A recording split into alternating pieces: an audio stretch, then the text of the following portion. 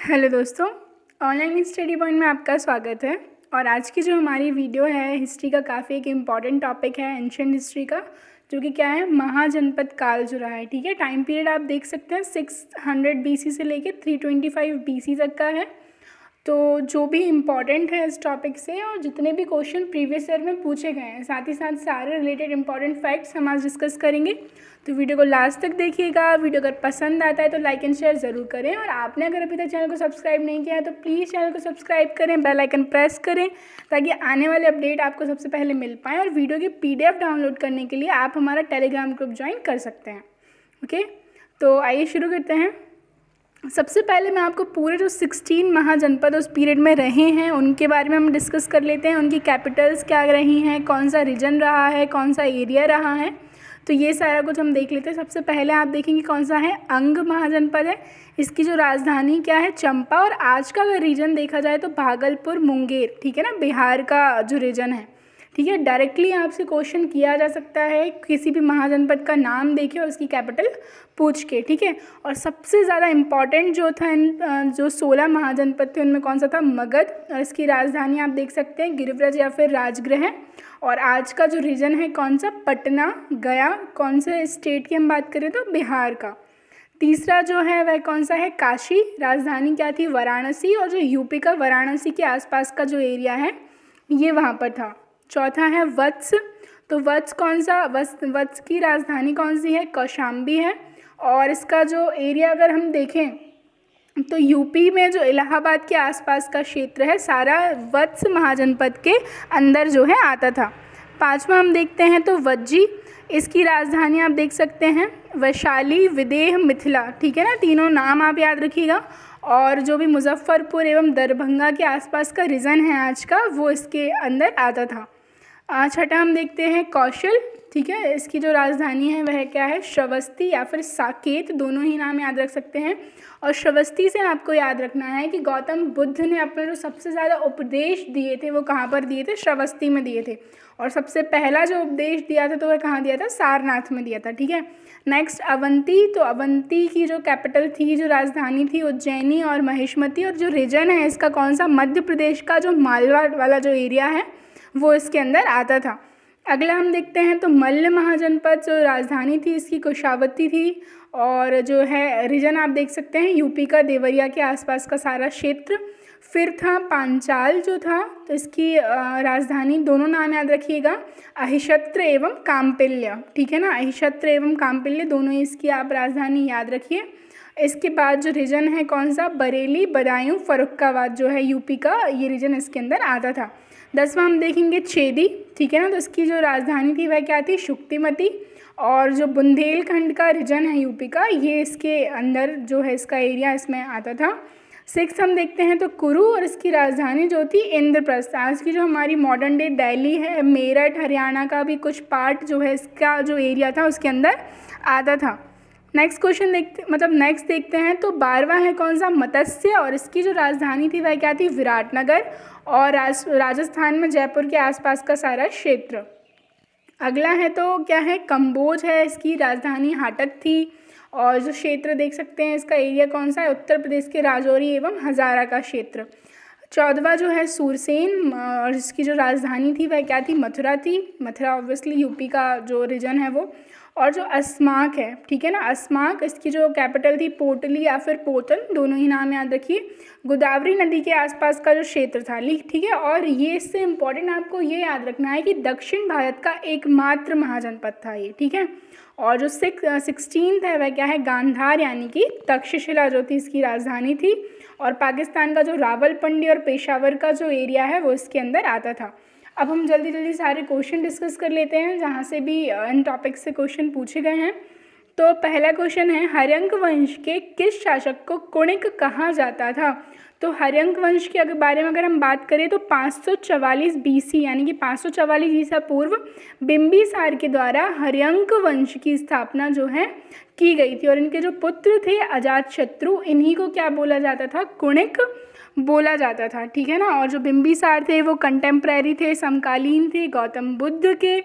ठीक है। इन्होंने जो अंग महाजनपद था उसको कंकर किया था और इन्होंने राजधानी बनाया था किसको, राजगृह को, ठीक है।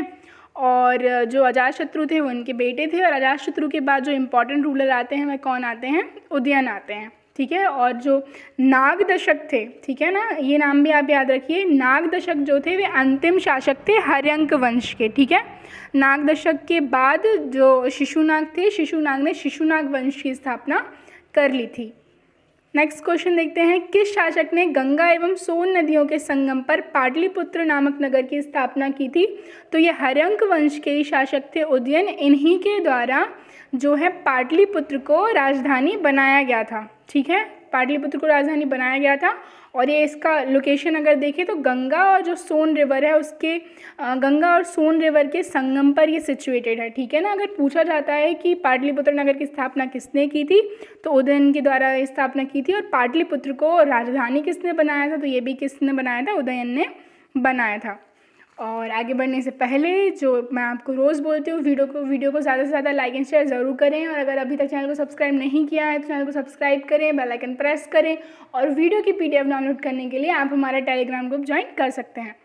अगला क्वेश्चन देखते हैं, सूची 1 को सूची 2 से सम्मिलित करना है। तो ये मैंने आपको बता दिया है जो महाजनपद हैं और उनकी राजधानी, ठीक है ना। तो जो गांधार है, गांधार की राजधानी क्या थी, तक्षशिला थी। और जो सूरसेन है तो सूरसेन की राजधानी क्या थी, मथुरा थी। वत्स की राजधानी जो थी कौशाम्बी थी, और कौशल की श्रावस्ती या फिर साकेत। यानी कि इसका जो ऑर्डर हो जाएगा वो क्या हो जाएगा, फर्स्ट का जो है फोर्थ वाला है, सेकंड का फर्स्ट है, थर्ड का सेकंड है और फोर्थ का थर्ड, यानी कि 4 1 2 3। तो हम ऑप्शन में देख लेते हैं 4 1 2 3 जो है हमारा फर्स्ट वाला करेक्ट आंसर है। नेक्स्ट देखते हैं, शिशुनाग वंश का वह कौन सा शासक था जिसके समय में वैशाली में द्वितीय बौद्ध संगीति का आयोजन किया गया था और उसे काकवर्ण के नाम से भी जाना जाता था। तो शिशुनाग वंश के कौन से शासक थे जिन्होंने द्वितीय बौद्ध संगति करवाई थी? तो वह किसने करवाई थी, कालाशोक ने करवाई थी। जितनी भी बौद्ध संगतियाँ करवाई हैं या उनसे रिलेटेड जितने भी क्वेश्चन पूछे गए हैं, मैंने बौद्ध धर्म पर वीडियो ऑलरेडी अपलोड कर दिया है चैनल पर, आप वहाँ पर देख सकते हैं, ठीक है। कालाशोक के द्वारा ये करवाई गई थी जो द्वितीय बौद्ध संगति थी, ठीक है, ये आप याद रखेंगे। और ये कहाँ पर करवाई गई थी, तो ये वैशाली में करवाई गई थी। उसके अध्यक्ष कौन थे, सबाकामी थे, ठीक है। और जो अंतिम थी वो कुषाण शासक कनिष्क के द्वारा कुंडलवन कश्मीर में करवाई गई थी। नेक्स्ट देखते हैं, 323 ईसा पूर्व में सिकंदर महान की मृत्यु कहाँ हुई थी? तो इनकी जो मृत्यु है वह कहाँ पर हुई थी, बेबीलोन में हुई थी, ठीक है ना। 33 ऑफ एज थी इनकी, ठीक है। अब हम थोड़ा सा डिस्कस कर लेते हैं इनके बारे में कि इंडिया कब आए थे और क्या क्या इंसिडेंट जो है इनके आने से हुए थे। तो ये इंडिया कब आए थे, ये 326 BC में है, यानी कि 326 ईसा पूर्व ये भारत आए थे, ठीक है ना। इनका एक फेमस बैटल है जो जिससे एग्जाम में क्वेश्चन पूछा जाता है, बैटल ऑफ हाइडस्पस, ठीक है ना। हाइडस्पस का युद्ध, या फिर जैसे जो झेलम नदी है, झेलम नदी को ग्रीक में क्या कहा जाता है, हाइडस्पस कहा जाता है, और हमारा जो उसका एंशियंट प्राचीन नाम है वो क्या है, वितिस्ता है, ठीक है ना। तो जो सिकंदर आए थे तो इन्होंने क्या किया था, जो पुरु महाजनपद था, मतलब महाजनपद नहीं था, पुरु जो क्षेत्र था उसके शासक थे कौन, पोरस। तो पोरस के साथ इनका युद्ध हुआ था, ठीक है। पोरस के साथ जो है इनका युद्ध हुआ था, जिससे क्वेश्चन पूछा जाता है कि युद्ध किस किस के बीच में हुआ था या कहाँ पर हुआ था, ये सारे क्वेश्चन इसमें पूछे जाते हैं। और जो है ये क्वेश्चन पूछा जाता है कि सिकंदर की मृत्यु कहाँ हुई थी, तो ये कहाँ पर हुई थी, बेबीलोन में हुई थी। ये कहाँ से आए थे, तो ये ग्रीक थे, ग्रीक से आए थे, ठीक है ना, मैसेडोनिया के ये शासक थे। नेक्स्ट देखते हैं, सिकंदर महान, अलेक्जेंडर द ग्रेट एवं पोरस जो कि पुरु की सेनाओं में निम्नलिखित में से किस नदी के आमने सामने वाले तटों पर जो है पड़ाव डाला हुआ था? तो किस नदी के बारे में मैंने आपको बताया था, झेलम, आप इसका नाम वितस्ता ये भी याद रखेंगे। और ग्रीक में जो है इसको क्या बोला जाता था, हाइडस्पस बोला जाता है, इसलिए बैटल को क्या नाम दिया गया था, बैटल ऑफ हाइडस्पस। हाइडस्पस का युद्ध किस किस के बीच में हुआ था, तो पोरस और अलेक्जेंडर के बीच में हुआ था। नेक्स्ट देखते हैं, किस प्रकार का मृदभान यानी कि पोट्री भारत में द्वितीय नगरीकरण यानी कि शहरीकरण के प्रारंभ का प्रतीक माना जाता है? तो जो 6th सेंचुरी BC से द्वितीय नगरीकरण शुरू हुआ था, तो इसमें कौन सी पोट्री जो है यहाँ पर मिली थी, तो वो कौन सी थी, उत्तरी काले पॉलिशकृत बर्तन, ठीक है, northern black polished where, okay, next question देखते हैं। पाली ग्रंथों में गांव के मुखिया को क्या कहा जाता था? तो जो गांव का मुखिया होता था इस समय में हम देखें 6th सेंचुरी BC के आसपास की ये बात की जा रही है। जो गांव का मुखिया होता था पाली ग्रंथ में उसके बारे में डिस्क्रिप्शन मिलता है, तो उसको क्या बोला जाता था? भोजक या फिर ग्राम भोजक इनको कहा जाता था। नेक्स्ट देखते हैं, उज्जैन का प्राचीन नाम था। तो हमने देखा कि जो अवंती महाजनपद था उसी की क्या कैपिटल थी? उज्जैन। तो इसको क्या बोला जाता था? अवंतिका बोला जाता था। अवंतिका की राजधानी थी क्या? उज्जैन और माहिष्मती, ठीक है। और यहाँ के जो एक शासक रहे हैं सबसे फेमस, उनका नाम था चंद्रप्रद्योत, ठीक है। चंद्रप्रद्योत जो शासक रहे हैं इनके बारे में क्वेश्चन पूछा जाता है कि जो अवंती महाजनपद था उसके सबसे फेमस जो शासक रहे हैं, जो रूलर रहे हैं, उनका नाम तो क्या था? चंद्रप्रद्योत। नेक्स्ट देखते हैं, नंद वंश का संस्थापक था। तो जो शिशुनाग वंश आया, शिशुनाग वंश की स्थापना शिशुनाग के द्वारा करी गई। नागदशक जो थे उनको मारकर, हर्यंक वंश के जो नागदशक थे, तो 412 में जो है इन्होंने स्थापना की शिशुनाग वंश की।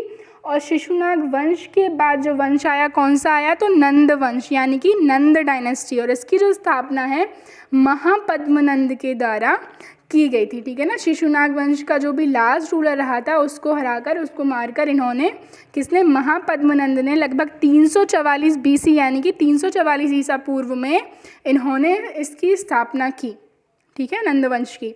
नेक्स्ट देखते हैं, मगध की प्रथम राजधानी कौन सी थी? तो मगध की जो सबसे प्रथम राजधानी थी वह क्या थी? गिरिव्रज या फिर राजगृह, ठीक है। दोनों ही नाम याद रखिएगा, गिरिव्रज या फिर राजगृह। मगध के जो सबसे प्राचीन वंश के संस्थापक थे वह कौन थे?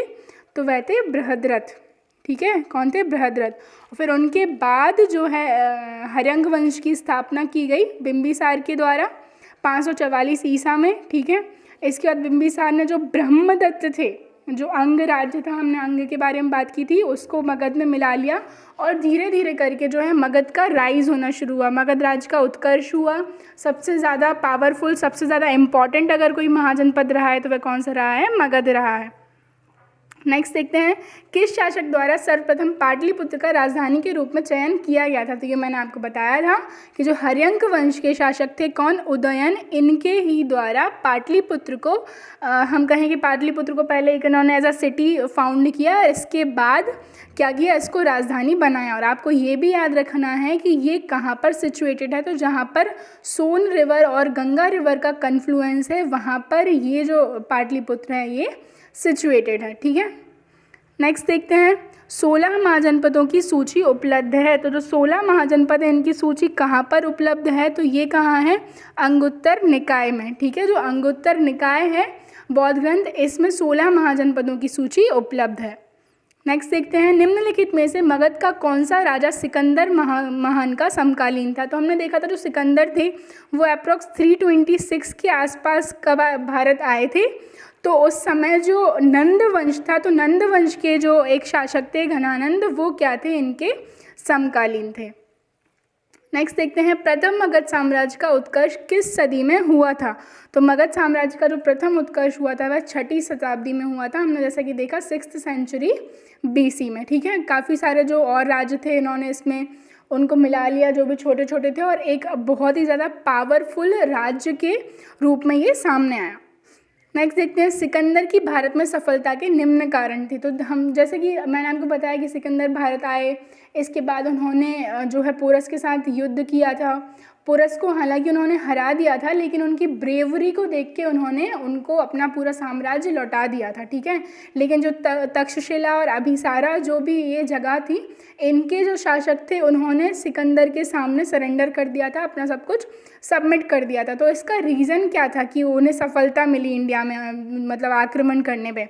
तो भारत में तब कोई केंद्रीय सत्ता नहीं थी। तो जैसा कि हमने देखा सारा जो इंडिया था अलग अलग छोटे छोटे टाउन में डिवाइडेड था, ठीक है ना। उसकी सेना श्रेष्ठ प्रकार की थी। तो यहाँ पर जब कोई एक सेंट्रलाइज्ड पावर नहीं थी तो सबकी छोटी छोटी हम कह सकते हैं सेनाएं थी, ठीक है। उसे देशद्रोही भारतीय शासकों का सहयोग मिला। कई सारे ऐसे जो थे उन्होंने क्या कर दिया, उसके आगे सबमिट कर दिया और उनसे कहा कि आप अगर हमला करेंगे किसी और पर तो हम आपका साथ देंगे। और वह एक अच्छा प्रशासक था, इसलिए जो था उनके नाम के आगे ऑब्वियसली ग्रेट लगाया जाता था। बहुत कम उम्र में जो है उन्होंने काफ़ी कुछ जीत लिया था, ठीक है। 33 वर्ष की उम्र में उनकी मृत्यु हो गई थी बेबीलोन में। तो ये चारों ही जो हैं इसके सही आंसर हैं। नेक्स्ट क्वेश्चन देखते हैं। सूची दी हुई है किसकी, राजाओं की, और राज्य दिए हुए हैं, तो ये किस किस से संबंधित है ये बताना है। तो प्रद्योत तो मैंने आपको पहले ही बता दी थी, जो लोग एमपीपीएससी की प्रिपरेशन कर रहे हैं उनके लिए सबसे ज़्यादा इंपॉर्टेंट है, ये क्वेश्चन पूछा गया है।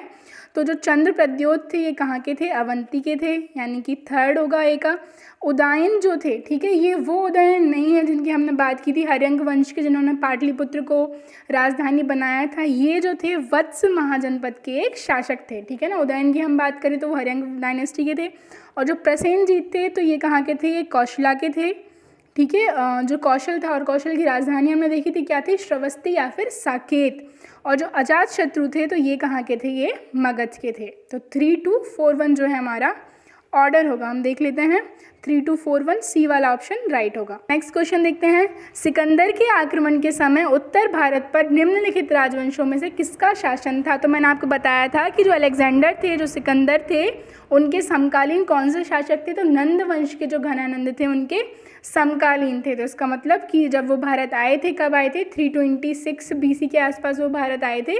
तो उस समय कौन सा वंश था, तो नंद वंश का यहाँ पर शासन था उस समय। नेक्स्ट देखते हैं। निम्नलिखित में कौन सा एक ईसा पूर्व 6ठी सदी में प्रारंभ में भारत का सर्वाधिक शक्तिशाली नगर था। तो सर्वाधिक शक्तिशाली नगर कौन सा था, अब से मैं आपको वही बता रही हूँ, कौन सा, मगध। सबसे ज़्यादा पावरफुल जो रोल होके आया वो कौन सा था, मगध था। नेक्स्ट देखते हैं।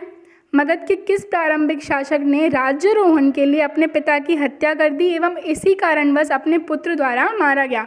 तो जो अजात शत्रु थे उन्होंने राजगादी पर बैठने के लिए पहले अपने पिता यानी कि बिंबिसार की हत्या कर दी, और उनके जो पुत्र थे उदयन, उन्होंने भी उनकी हत्या कर दी राजगादी पर बैठने के लिए। नेक्स्ट देखते हैं। विश्व का पहला गणतंत्र वैशाली में किसके द्वारा स्थापित किया गया था। तो यहाँ से हमको क्या पता चलता है कि जो वैशाली है, ठीक है, जो वैशाली है ये कहाँ की कैपिटल थी, तो ये कैपिटल थी लिच्छवी की, ठीक है ना। जो लिच्छवी हमने देखा महाजनपद था और ये पहला गणराज्य था, पहला रिपब्लिक था। तो सबसे पहला रिपब्लिक जो वैशाली राजधानी है कहाँ की, लिच्छवी की, वहाँ पर स्थापित किया गया था। नेक्स्ट देखते हैं। सूची 1 को दूसरे से सुमेलित करना है, सेम वही है। आपको मैंने लगभग सारी जो कैपिटल्स हैं, जो राजधानियाँ हैं बता दी हैं। जो कुरु थी, कुरु की राजधानी क्या थी, इंद्रप्रस्थ थी। और जो पांचाल थी, पांचाल की राजधानी क्या थी, अहिशत्र थी। कौशल की साकेत या फिर श्रवस्ती। और जो वत्स थी इसकी क्या थी, कौसाम्बी थी, ठीक है ना। तो फर्स्ट का जो आंसर है वो क्या है, 4th है, फिर इसके बाद 3rd, फिर इसके बाद 1st और इसके बाद 2nd, यानी कि 4, 3, 1, 2 जो है हमारा सही आंसर होगा। तो बी वाला ऑप्शन करेक्ट ऑप्शन है। नेक्स्ट देखते हैं। निम्न में से कौन एक बौद्ध ग्रंथ 16 महाजनपदों का उल्लेख करता है। तो जो अंगोत्तर निकाय एक बौद्ध ग्रंथ है, इसमें डिस्क्रिप्शन मिलता है सारे जो 16 महाजनपद हैं उनका। नेक्स्ट क्वेश्चन देखते हैं। निम्नलिखित में से कौन सा एक मगध साम्राज्य की राजधानी नहीं रहा। तो मगध साम्राज्य की सबसे पुरानी राजधानी हम कहें तो गिरिव्रज राजगृह का जो पाटलिपुत्र था इसको राजधानी बनाया था उदयन के द्वारा। जो कौशाम्बी है ये किसकी राजधानी है, ये वत्स की है, ठीक है। तो ये थी हमारी आज की वीडियो। अगर पसंद आती है तो लाइक एंड शेयर ज़रूर करें। Thank you.